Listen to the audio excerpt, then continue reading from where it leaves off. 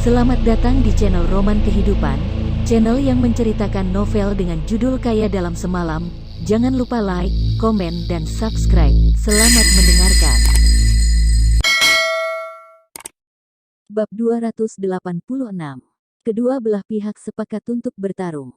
Aku rasa Presiden Zong dan Tuan Zong sudah mengerti maksud dari kami kemarin, kata Song Yi sambil menatap Zong Jiushen. Aku juga akan menjelaskannya secara terbuka sekarang, Song Yi berkata, keluarga Song kami ingin mendapatkan hak kendali dari dunia bawah tanah Yanjing dan harus bertarung dengan keluarga Zong kalian. Sekarang, kami berpikir bahwa waktunya sudah tiba. Dan saatnya untuk menentukan siapa yang baru bisa menjadi penguasa dunia bawah tanah Yanjing. Zong Jiushen mendengus pelan dan bertanya, apakah menurutmu keluarga Song kalian memiliki kekuatan ini? Tentu saja. Song Yi mengangkat bahunya dan berkata dengan santai. Jika tidak ada, kami juga tidak akan memilih sekarang untuk bertarung.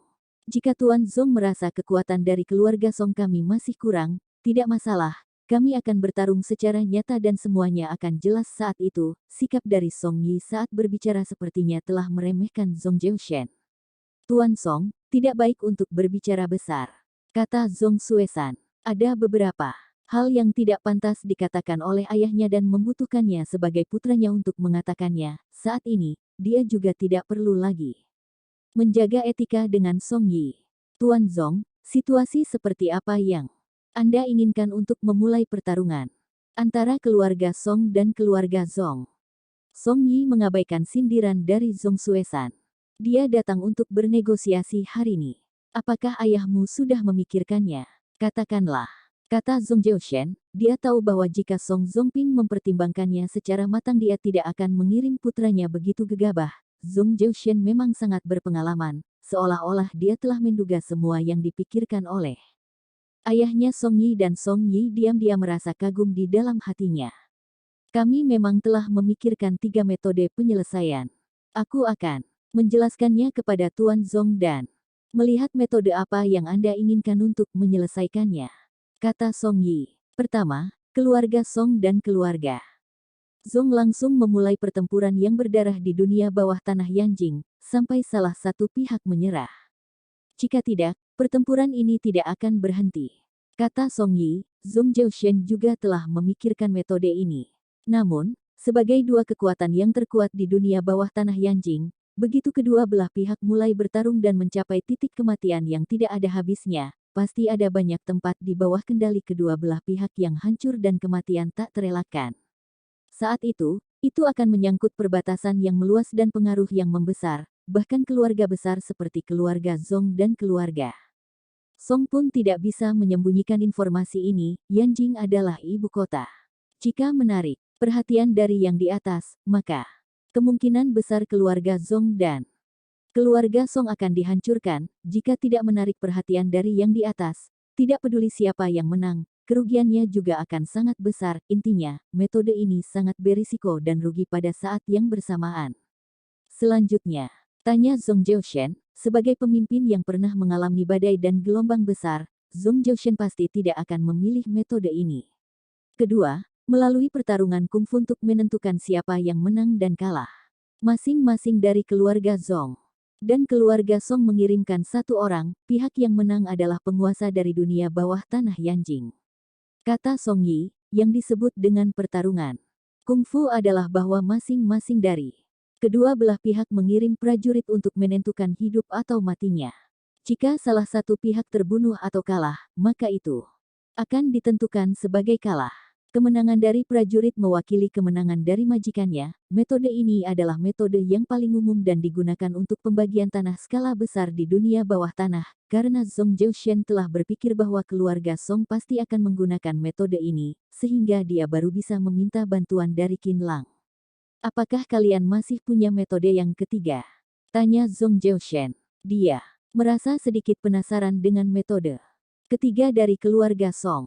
Tentu saja ada. Apalagi menurutku, bagi keluarga Zong, mungkin saja ini adalah metode yang paling terbaik, kata Song Yi. Sambil tersenyum, Zong Jiushen menatap Song Yi, sambil menunggunya untuk melanjutkannya. Metode yang ketiga adalah Song Yi berhenti sebentar, lalu menatap mata Zhong Zhaoshen dan berkata dengan suara rendah, keluarga Zhong berinisiatif untuk menyerah dan menyerahkan kekuatan di tangannya kepada keluarga Song kami. Uhuk-uhuk, amarah Zhong Zhaoshen melonjak dan terbatuk-batuk dengan keras. Song Yi ini sedang memprovokasinya. Ayah, bagaimana dengan kondisi Anda? Zhong Suesan segera membungkuk dan menanyakan situasi ayahnya. Zhong Zhaoshen melambaikan tangannya. Song Yi, keluarlah kamu sekarang, kata Zhong Suesan dengan marah. Dia ingin buru-buru mengusir Song Yi keluar, tetapi Zhong Zhaoshen mengangkat tangannya untuk menghentikannya. Song Yi adalah seorang junior dan sikapnya yang tidak sopan memang keterlaluan, tetapi Zhong Zhaoshen sebagai raja yang telah menguasai dunia bawah tanah Yanjing selama bertahun-tahun, dia tidak bisa untuk tidak menunjukkan murah hatinya.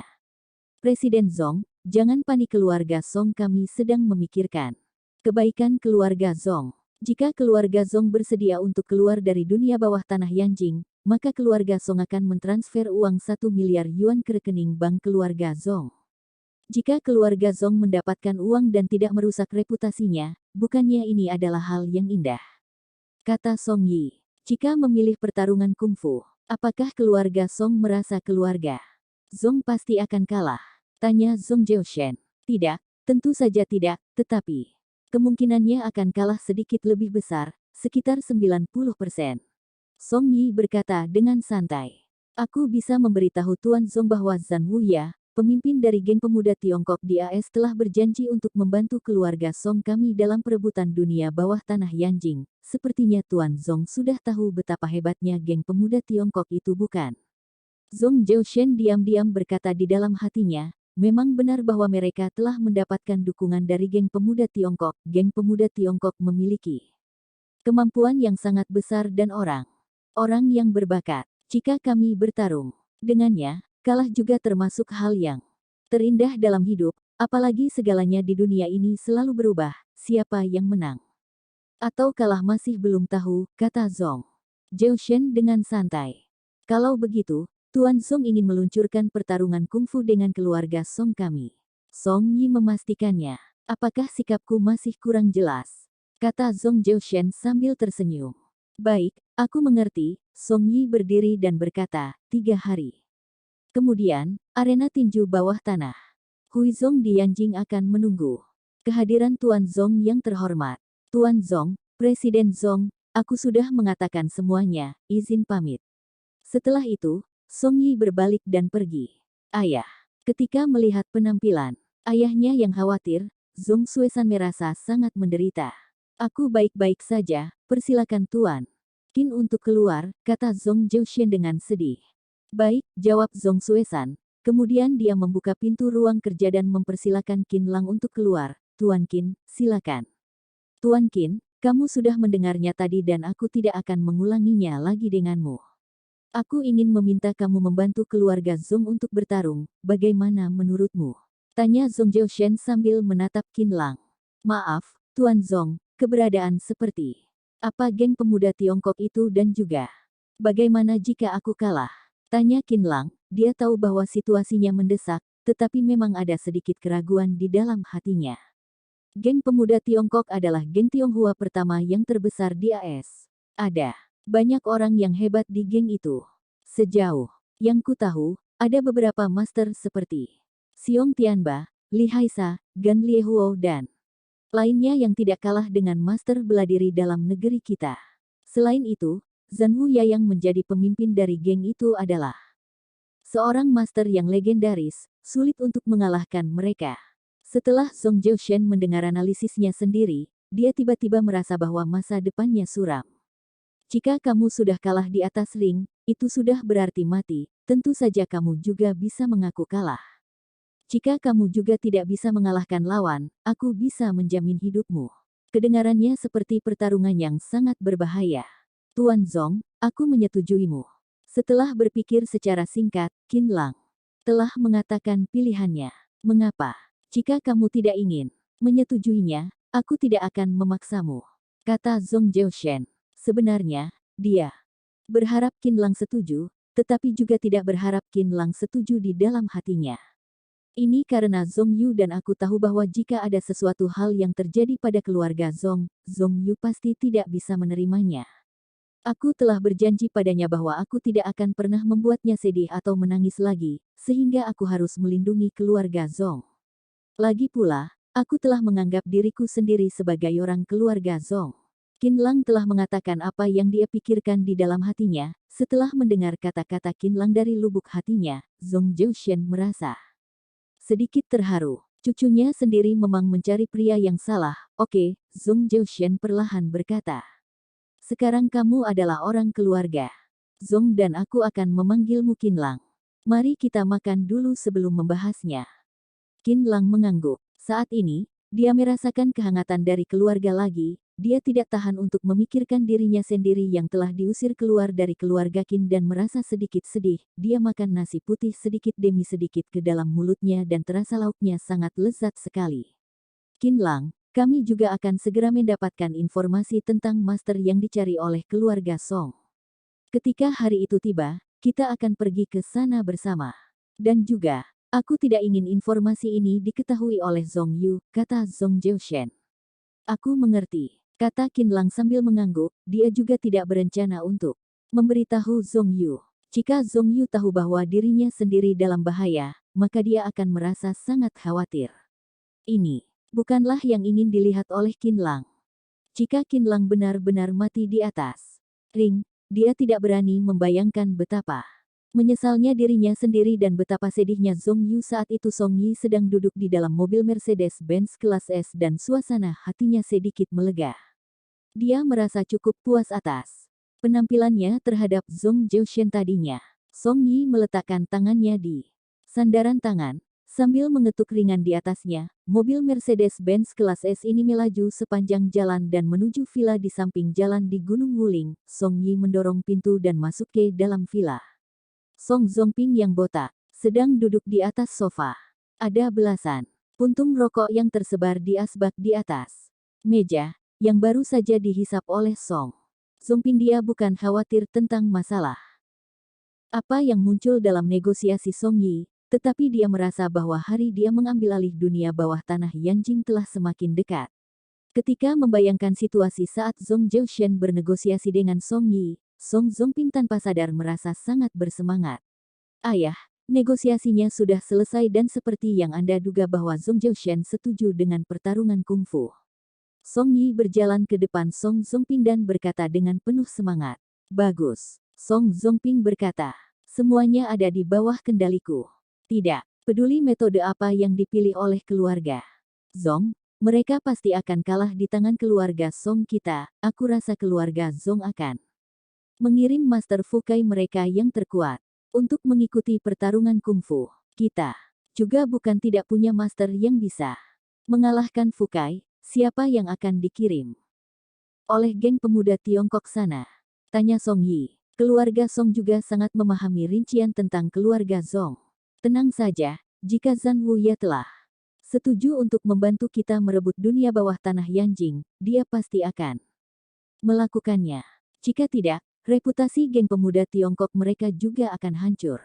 Kata Song Zongping dengan santai. Dia duduk di atas sofa dan merenung sejenak, lalu berjalan ke samping telepon rumah di ruang tamu dan menelepon geng pemuda Tiongkok di California, AS, melalui asisten Zhan Wuya. Segera terdengar suara Zhan Wuya di telepon.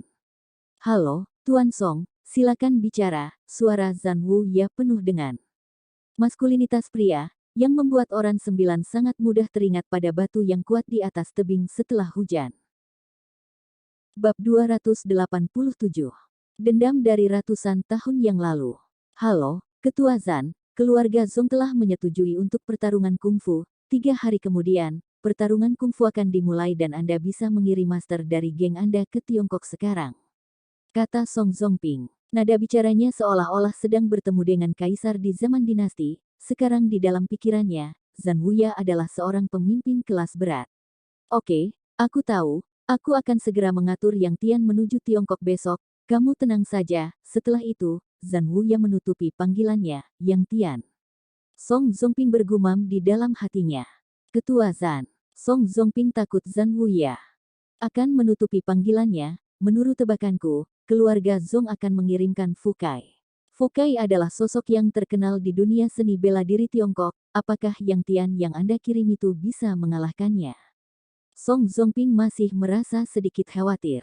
Jika Zhan Wuya meremehkan musuhnya, lalu mengirimkan seorang master kelas 2 dan kalah di tangan Fu Kai, maka dia akan kehilangan hak kendali dunia bawah tanah Yanjing. Dia ingin memastikannya lagi dengan Zhan Wuya. Apakah kamu sedang mencurigaiku? Tanya Zhan Wuya sambil tersenyum. Dia merasa bahwa Song Zongping yang bisa menanyakan pertanyaan ini adalah sejenis kegagalan baginya. Bukan, Ketua Zhan, Anda sudah salah paham, aku hanya ingin memastikannya saja. Song Zongping segera membantahnya.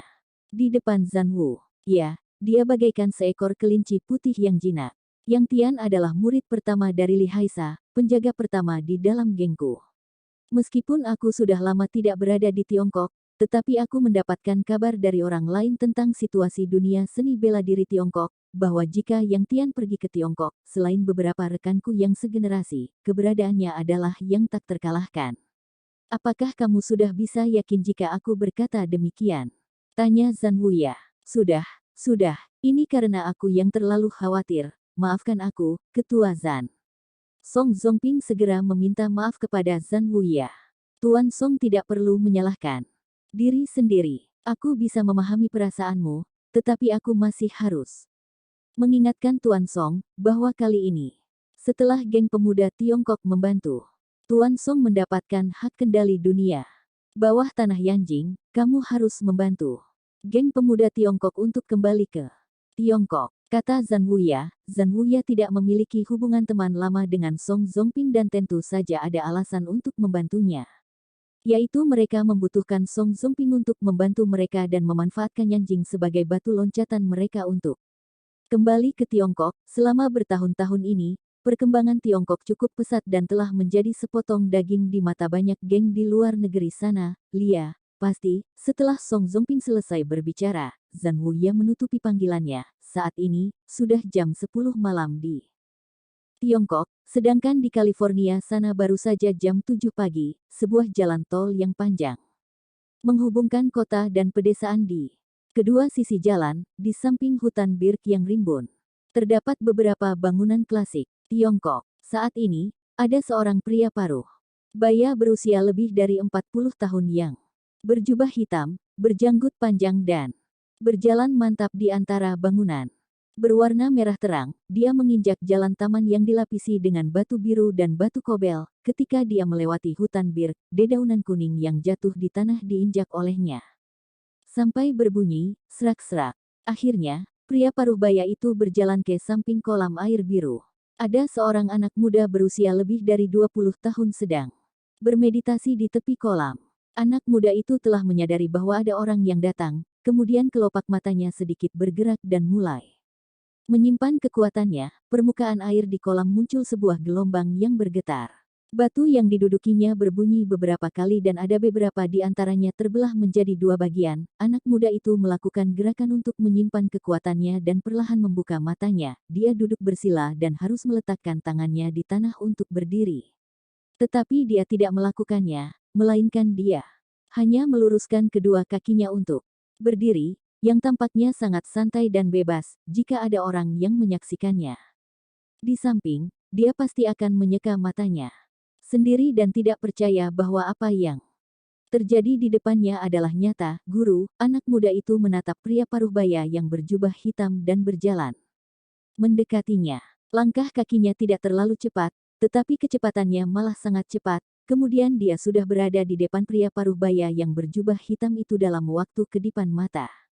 Yang Tian, keterampilanmu sudah meningkat lagi. Pria paruh baya yang berubah hitam itu adalah Li Haisa, penjaga pertama geng pemuda Tiongkok, sedangkan anak muda itu adalah muridnya yang paling dibanggakan. Yang Tian, terima kasih atas pujian guru.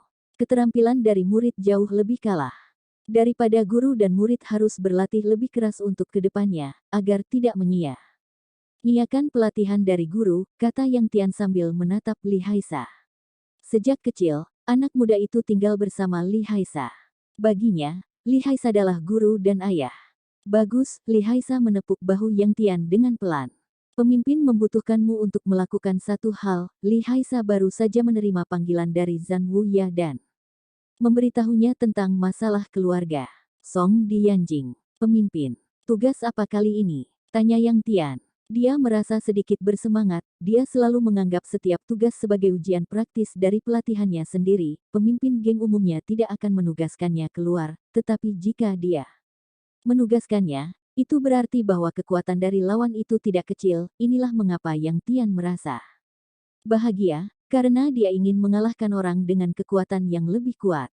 Kali ini kamu harus kembali ke tanah airmu, Tiongkok dan juga tempat lahirmu, untuk membantu salah satu keluarga Dianjing dalam perebutan hak kendali dunia bawah tanah Yanjing. Kata Li Haisa, lebih dari 20 tahun yang lalu, ketika Bi Haisa menjalankan tugas di Tiongkok, dia telah memungut seorang anak yatim piatu di samping jalan raya di Provinsi Guangxi, Tiongkok. Setelah mendengar kata Tiongkok, Yang Tian sedikit bengong. Perasaannya terhadap Tiongkok sangat rumit. Di satu sisi, di sana adalah tanah airnya, tetapi dia telah dibesarkan di tanah khas sejak dia punya ingatan. Orang kulit hitam dan putih di sini memanggilnya bocah Tiongkok, dan Tiongkok adalah label yang tidak pernah dia singkirkan dari tubuhnya selamanya. Di satu sisi lainnya, dia memiliki rasa benci terhadap Tiongkok, karena dia telah ditinggalkan oleh kedua orang tuanya di Tiongkok. Jika bukan karena Li Haisa yang menyelamatkannya, dia sudah menjadi tumpukan tulang. Sekarang dia akan pergi ke Tiongkok untuk menjalani tugas. Perasaannya campur aduk. Yang Tian, apakah kamu ada masalah? Tanya Li Haisa. Tidak ada. Yang Tian menggelengkan kepalanya dan berkata, Guru, tenang saja. Aku pasti akan menyelesaikan tugas yang diberikan oleh pemimpin. Bagus. Li Haisa berkata, tugas ini terkait dengan prospek perkembangan geng pemuda Tiongkok ke Tiongkok. Setelah kamu membantu keluarga itu untuk mendapatkan hak kendali dunia bawah tanah Yanjing, geng pemuda Tiongkok sudah bisa mendarat di Tiongkok. Dengan cara ini, kita bisa mendapatkan lebih banyak keuntungan dari Tiongkok. Oleh karena itu, kamu harus melaksanakannya dengan serius. Aku mengerti. Yang Tian mengangguk dan berkata, kali ini, aku pergi ke Tiongkok tidak hanya membantu keluarga itu untuk merebut dunia bawah tanah Yanjing, tetapi aku juga harus mempromosikan nama geng pemuda Tiongkok yang agung. Aku ingin membiarkan orang-orang di dunia seni bela diri Tiongkok melihat betapa kuat dan makmur geng pemuda Tiongkok sekarang. Geng pemuda Tiongkok didirikan oleh seorang pria yang bernama Hu Ruli pada ratusan tahun yang lalu. Hu Ruli adalah seorang senior yang terkenal di dunia seni bela diri Tiongkok saat itu. Saat itu adalah zaman ketika luar negeri merajalela di Tiongkok. Dalam kurun waktu tertentu, rumor Hu Ruli mengkhianati negara untuk mencari kejayaan tiba-tiba menyebar di seluruh dunia seni bela diri. Kemudian, rumor itu disebar menjadi semakin nyata. Dunia seni bela diri meluncurkan kampanye militer terhadap Hu Ruli dan bersumpah untuk membunuh Hu Ruli secepat mungkin. Pada saat malam kampanye militer, lebih dari 120 orang termasuk pelayan, anggota keluarga, pekerja, pria, wanita dan anak-anak telah tewas di rumah Hu Ruli. Hu Ruli juga dipukul sampai terluka parah. Ketika dia hendak akan dibunuh, rumah keluarga Hu diterobos oleh sekelompok tentara Rusia. Orang Barat memegang senjatanya dan membidiknya ke arah master bela diri Tiongkok di tempat. Pada akhirnya, semua master bela diri ditangkap masuk ke dalam konsesi. Orang Barat itu menggunakan berbagai jenis cara untuk menganiaya banyak master bela diri sampai mati, namun, Hu Ruli sama sekali tidak ada apa-apa. Saat ini, kenyataan bahwa dia mengkhianati negaranya sendiri dan bekerja sama dengan musuh semakin nyata. Hu Ruli baru saja menyadari bahwa ternyata dia dan seluruh dunia seni bela diri Tiongkok telah ditipu oleh orang Barat. Rumor tentang pengkhianatannya pasti disebarluaskan oleh orang Barat itu. Tujuannya adalah membangkitkan kekacauan besar di dunia seni bela diri Tiongkok dan menghancurkan dunia seni bela diri Tiongkok. Tetapi saat ini, Hu Ruli sudah tidak lagi peduli apakah itu adalah jebakan dari orang Barat atau tidak, karena keluarganya telah dimusnahkan. Dan sekarang dia tidak ada kebencian terhadap negara, hanya ada kebencian keluarga yang kuat. Hu Ruli yang terluka parah menaiki pesawat dan terbang ke daerah barat. Setelah dia tinggal di AS, dia mendirikan geng pemuda Tiongkok. Sampai kematiannya, dia tidak pernah lupa bahwa dia akan kembali ke Tiongkok di suatu harinya untuk melunasi hutang darahnya. Dengan dunia seni bela diri Tiongkok, Li Haisa menyerahkan informasi tentang keluarga Song di Yanjing kepada Yang Tian. Jam 8 malam, Yang Tian menaiki mobil Buick menuju Bandara Internasional California dan menaiki pesawat menuju Yanjing di Tiongkok, jam 9 pagi di keesokan harinya. Sebuah pesawat Boeing 747 telah perlahan mendarat di Bandara Internasional Elbu Kota. Para penumpang berjalan menyusuri tangga pesawat satu persatu. Di ujungnya, ada seorang pria Asia dengan tinggi badan sekitar 1,8 meter, rambut ikal yang keemasan dan mengenakan jaket kulit berwarna coklat. Meskipun dia terlihat seperti orang Tiongkok, tetapi tidak peduli apakah itu adalah pakaiannya atau ekspresi di wajahnya, dia sangat berbeda dari orang Tiongkok yang biasa. Dia adalah Yang Tian. Yang Tian turun dari tangga pesawat selangkah demi selangkah. Halo, Tuan Yang Tian, aku adalah Song Zongping. Song Zongping dan Song Yi telah lama menunggu di bandara. Tadi malam, Zhan Wuya telah mengirimkan foto Yang Tian kepadanya untuk menunjukkan rasa hormat kepada Yang Tian. Song Zongping secara pribadi menyambutnya di bandara. Halo, kata Yang Tian dengan dingin, dia hanya akan menunjukkan kerendahan hatinya saat menghadapi Li Haisa dan ketua Zhan Wuya, sedangkan untuk orang lain, dia sama sekali cuek. Meskipun Song Zongping merasa tidak senang terhadap sikap Yang Tian, tetapi wajahnya masih tetap tersenyum, karena Yang Tian datang untuk membantunya mengalahkan keluarga Zong dan pastinya dia tidak bisa menyinggung perasaannya. Kedua ayah dan anak dari keluarga Song membawa Yang Tian keluar terminal dan menaiki mobil Mercedes-Benz kelas S. Tuan Yang Tian yang telah melakukan perjalanan lebih dari 10 jam pastinya sudah sangat lelah. Aku telah memesankan kamar untuk Tuan Yang Tian di Hotel Jingxi di Yanjing. Tuan Yang Tian bisa beristirahat dengan baik dulu, kemudian aku akan meminta anakku untuk menyerahkan informasi lawannya padamu, kata Song Zongping kepada Yang Tian dengan sopan. Di kursi belakang mobil, siapa lawannya? Tanya Yang Tian. Sepertinya master yang paling kuat di keluarga Zong, Fukai. Song Zongping berkata, aku akan menyerahkan informasinya nanti. Tidak perlu lagi, kata Yang Tian sambil terkekeh. Menurutnya, dia sama sekali tidak perlu memahami lawannya. Dia cukup percaya diri dengan keterampilannya sendiri, bahwa aku menemuinya sekarang. Sekarang, Song Zongping sedikit terkejut dan berkata sambil tersenyum. Pertarungannya akan dimulai lusa hari, bukannya jauh lebih baik jika menyelesaikannya lebih awal.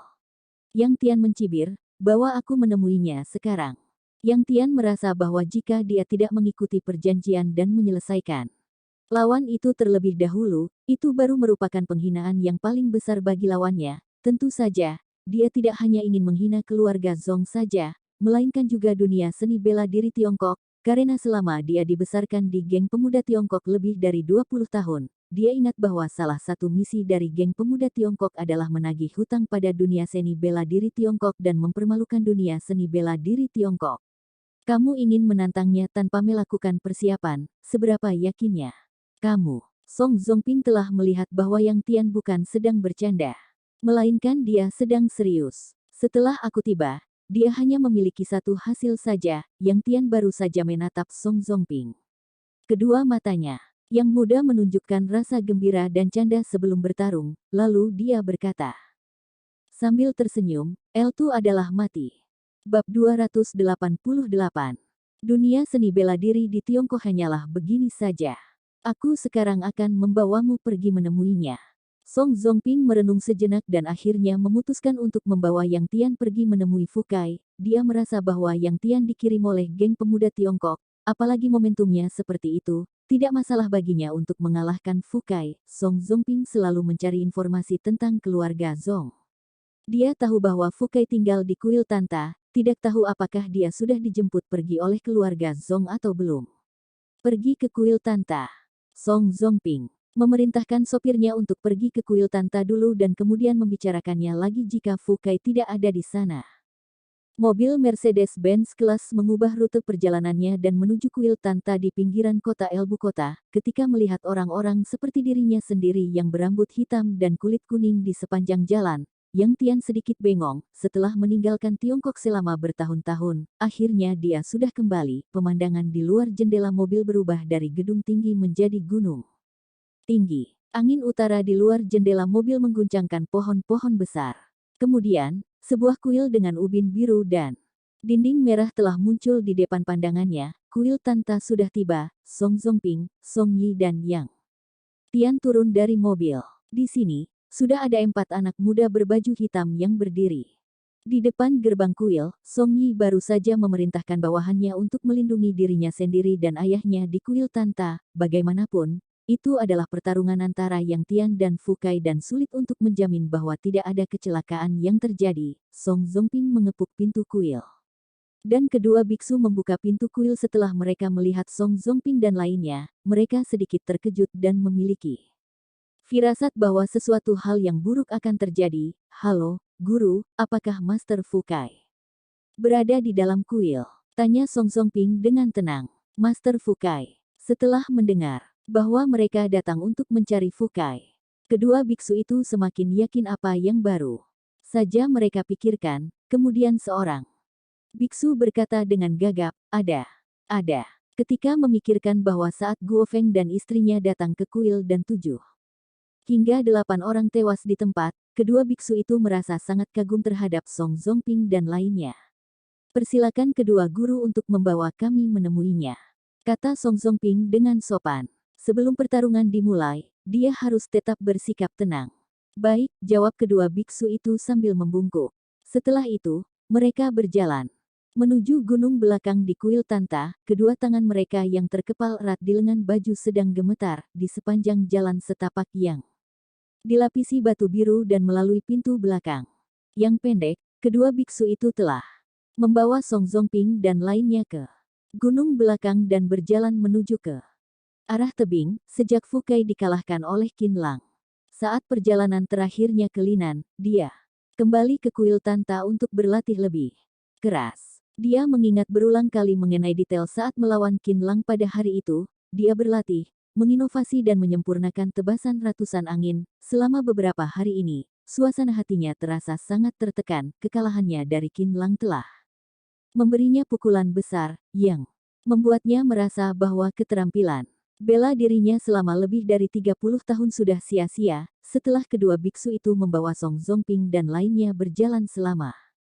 10 menit, akhirnya telah melihat Fukai yang sedang duduk bersila di atas batu besar di tepi tebing. Dia adalah Master Fukai, kata seorang biksu yang ketakutan dengan suara gemetar. Song Zongping menatap Yang Tian. Dia telah membawa Yang Tian untuk menemui Fukai dan sisanya akan diserahkan pada Yang Tian. Kamu, turun sekarang. Yang Tian mengambil satu langkah ke depan dan melipat tangannya di dada. Kemudian menatap Fukai dengan kepala yang sedikit terangkat dan memanggilnya dengan dominan. Fukai melakukan gerakan menyimpan jurus dan membuka kedua matanya. Setelah dia menatap Yang Tian, dia berdiri. Selama 3 hingga 40 tahun ini, tidak ada orang yang berani berbicara dengannya seperti ini. Amarah di dalam hatinya melonjak tajam ketika dia melihat orang yang berdiri di belakang Yang Tian adalah Song Zongping. Fukai menjadi sedikit tenang. Dia tahu bahwa di Yanjing, keluarga Song bermusuhan dengan keluarga Zong, tetapi mengapa mereka datang mencari dirinya sendiri pada waktu ini? Siapakah kamu? Tanya Fukai. Jika bukan karena keraguannya terhadap Song Zongping, dia akan membuat Yang Tian jatuh ke tanah segera karena kata-kata Yang Tian yang sombong tadinya. Apakah kamu tahu geng pemuda Tiongkok? Kata Yang Tian sambil mencibir. Kali ini, dia datang untuk mempromosikan nama geng pemuda Tiongkok. Geng pemuda Tiongkok. Fukai tidak tahan untuk merasa terkejut. Sebagai sosok yang telah berada di dunia seni bela diri selama lebih dari 10 tahun, tentu saja dia tahu sejarah dunia seni bela diri Tiongkok. Kemudian Fukai sedikit mencibirnya. Ratusan tahun yang lalu, Huruli pendiri dari geng pemuda Tiongkok berkolusi dengan pasukan negara asing untuk mengkhianati tanah air, yang menyebabkan lebih dari setengah total korban di dunia seni bela diri tewas. Kemudian, dia melarikan diri ke luar negeri dan mendirikan geng pemuda Tiongkok untuk menjalani hidup secara bersembunyi. Semua orang dari dunia seni bela diri Tiongkok harus memusnahkan geng pemuda Tiongkok, sembarang. Yang Tian mengutuknya. Dunia seni bela diri Tiongkok telah membantai keluarga pendiri geng kami lebih dari 120 orang. Geng pemuda Tiongkok pasti akan menagih hutang darah ini pada kalian baik cepat ataupun lambat. Yang Tian berkata dengan marah, hari ini, aku datang mengambil nyawamu untuk keluarga Song, bertindaklah lancang. Fukai berteriak, untuk orang-orang yang mengkhianati tanah air dan tidak bisa membedakan antara yang baik dan jahat. Seperti kamu, aku akan membunuh satu orang jika datang satu orang, aku akan membunuh sepasang jika datang dua orang. Setelah itu, Fukai membangkitkan tubuhnya dan pisau tangannya terangkat tinggi, seolah-olah dia ingin melemparkannya ke arah Yang Tian. Setelah kalah di tangan Qin Lang. Belakangan ini, Fukai mengalami depresi. Sedangkan Yang Tian datang di saat waktunya. Fukai ingin menggunakan nyawa Yang Tian untuk mendapatkan kembali kepercayaan dirinya dan ingin menggunakan darah Yang Tian untuk memberi penghormatan kepada mayat dari pendahulu dunia seni bela diri Tiongkok. Saat Fukai bertindak, dia menggunakan jurus ledakan angin. Hanya melihat telapak tangannya membentuk busur di udara, seolah-olah muncul cahaya. Sosok tubuhnya secepat kilat dan rerumputan di sekitarnya sedang bergoyang. Song Zongping dan lainnya segera mundur beberapa langkah, karena takut akan melukai dirinya sendiri. Dalam waktu sekejap mata, Fukai telah berada di depan Yang Tian. Angin di telapak tangannya telah menyelimuti Yang Tian, sedangkan Yang Tian masih berdiri diam di tempat. Dia hanya menatap Fukai dengan tenang, seolah-olah sama sekali tidak peduli padanya. Telapak tangan Fukai telah mengarah ke leher Yang Tian. Berdasarkan kekuatan telapak tangan Fukai, sudah cukup untuk memotong pembuluh darah di leher Yang Tian. Saat ini, Yang Tian akan menyambut kematiannya. Tepi telapak tangan Fukai masih ada jarak sekitar 10 cm untuk menyentuh kulit Yang Tian. Saat ini, Yang Tian bergerak dan kedua kakinya ditarik ke belakang, yang memunculkan beberapa bayangan. Menurut akal sehat, tidak peduli apapun, di bawah kondisi yang ekstrim seperti itu, tidak mungkin bisa menghindarnya, tetapi kenyataannya Yang Tian telah menghindarnya, sedangkan pisau tangan Fukai memotong kekosongan. Fukai terkejut, bagaimana mungkin anak muda ini bisa lolos dari jurusnya. Saat ini, dia mulai merasa takut terhadap Yang Tian dan memiliki sebuah pemikiran yang buruk pada saat yang bersamaan, bahwa mungkin saja dia bukan lawan dari anak muda ini. Aku dengar kamu adalah master di dunia seni bela diri Tiongkok, apakah keterampilanmu hanya ini saja? Kata Yang Tian sambil menatap Fukai dengan seringai. Ini jauh lebih dari kata cukup untuk membunuhmu. Fukai bergegas menuju Yang Tian dan mengeluarkan jurus pemotongan badai angin. Saat tubuhnya berputar, pisau tangannya berubah menjadi 7 atau 8 buah dalam waktu sekejap. Kemudian bergegas ke Yang Tian seperti badai angin. Yang Tian mendengus dan langkah kakinya telah bergerak menurut Song Zongping dan lainnya. Langkah kaki Yang Tian seperti gerakan lambat. Mereka bisa melihat setiap gerakannya dengan jelas, tetapi tidak tahu mengapa kecepatannya malah sangat cepat. Dia lebih seperti embusan angin daripada Fukai dan langsung berhembus ke depan Fukai dalam waktu sekejap. Pisau tangan Fukai menyerang Yang Tian seperti baling-baling, tetapi itu malah tidak melukai Yang Tian. Tubuh Yang Tian seperti plastisin dan juga seperti angin yang tidak berasa. Begitu pisau tangan Fukai hendak menyentuh tubuhnya, Yang Tian telah menghindarinya. Di satu babak lainnya, keduanya berpisah. Saat ini, Fukai menatap Yang Tian, seolah-olah melihat alien. Mengapa kekuatan dari anak muda ini begitu kuat? Tampaknya orang-orang di dunia seni bela diri Tiongkok sudah mati. Sungguh menyedihkan bahwa orang lemah yang seperti kamu disebut master. Kata Yang Tian sambil menggelengkan kepala. Semakin dia mengatakan dunia seni bela diri Tiongkok tidak berharga, semakin bahagia dia. Tutup mulutmu yang busuk itu. Saat ini, Fukai benar-benar telah dibuat marah olehnya. Dia merasa bahwa dia sedang merusak muka dari seluruh dunia seni bela diri Tiongkok. Pemotongan angin torpedo. Fukai berteriak dengan keras dan tubuhnya berdiri tegak, seperti angin torpedo yang bergegas menuju Yang Tian. Sudah saatnya aku bertindak. Yang Tian mencibir dan berkata di dalam hatinya, aku sedang membiarkanmu untuk bermain tadinya dan sekarang kamu akan menerima serangan gunturku. Yang Tian juga bergegas menuju Fukai. Gerakannya yang lambat masih sama seperti sebelumnya, tetapi kecepatannya malah sangat cepat. Ketika dia dan Fukai hanya berjarak 1 meter, gerakan Yang Tian berubah menjadi lebih cepat, seperti kecepatan pemutaran video yang melonjak dari 0,5 kali menjadi 2 kali. Kakinya tiba-tiba menendang Fukai. Di bawah kecepatannya, kedua kakinya berubah menjadi 10 hingga 20 kaki. Sebelum pisau tangan Fukai mengenainya, kakinya yang Tian telah menendang Fukai. Bang bang bang, hanya dalam beberapa detik di udara, Fukai telah menderita 10 kali tendangan di dadanya. Buk, Fukai terjatuh ke tanah. Piak, Fukai baru bisa berhenti setelah meluncur 10 meter ke belakang. Puff, Fukai segera memuntahkan seteguk darah yang telah menodai tanah kuning. Dia merasa seluruh organ dalamnya telah ditendang sampai hancur berkeping-keping.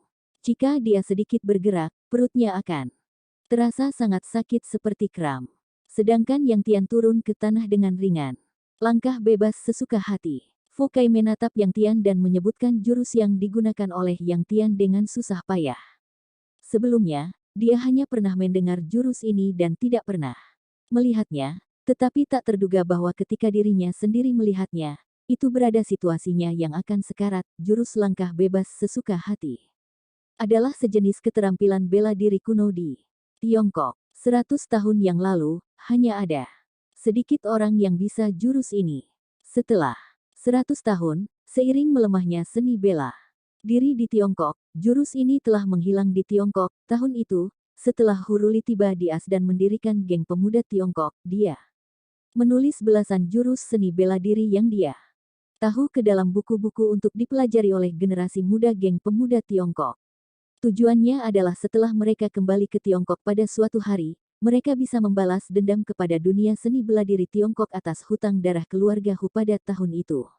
Kamu masih punya sedikit pengetahuan. Yang Tian mencibirnya, dia berjalan mendekati Fukai selangkah demi selangkah dan membawa sedikit kesan kekejaman di matanya yang tersenyum. Setiap murid yang bergabung dengan geng itu akan diberitahukan tujuan dan misi. Dari geng pemuda Tiongkok, puluhan ribu orang di geng pemuda Tiongkok tahu tentang dendam darah antara pendiri dan dunia seni bela diri Tiongkok. Yang Tian bertumbuh dewasa di geng pemuda Tiongkok sejak kecil. Untuk hal ini, dia lebih memiliki pemahaman yang mendalam dan telah masuk ke dalam darahnya. Sekarang, hanya ada seseorang di depan Yang Tian dan Yang Tian merasa tidak nyaman saat melihat orang dari dunia seni bela diri Tiongkok yang tidak menghormati geng pemuda Tiongkok masih hidup. Pong. Yang Tian berjalan ke depan Fukai dan menendang kepalanya. Fukai ditendang sampai hampir terjatuh pingsan. Fukai tergeletak di tanah seperti seekor anjing mati. Dia sudah tidak bisa membuka matanya lagi. Pong. Yang Tian menendang Fukai lagi untuk kedua kalinya. Fukai melayang ke udara dan terbang ke tepi tebing, kemudian tubuhnya meluncur ke bawah tebing. Rasa jatuh yang kuat ini membuat Fukai yang tidak sadarkan diri merasakan ancaman dari nyawanya. Dia tanpa sadar meraih tepi tebing dengan kedua tangannya. Dan tubuhnya telah tertahan di atas tepi tebing. Aku ingin naik. Aku ingin naik, gumam Fukai. Yang Tian menyeringai. Fukai adalah sebuah lelucon baginya dan Yang Tian tidak pernah menunjukkan rasa belas kasihannya saat menghadapi musuhnya. Yang Tian menginjak kedua tangan Fukai dengan keras. Kedua tangan Fukai terinjak sampai lepas dan tubuhnya langsung jatuh ke bawah tebing. Kemudian terdengar suara jeritan yang histeris di bawah tebing dan suara boom. Setelah beberapa detik,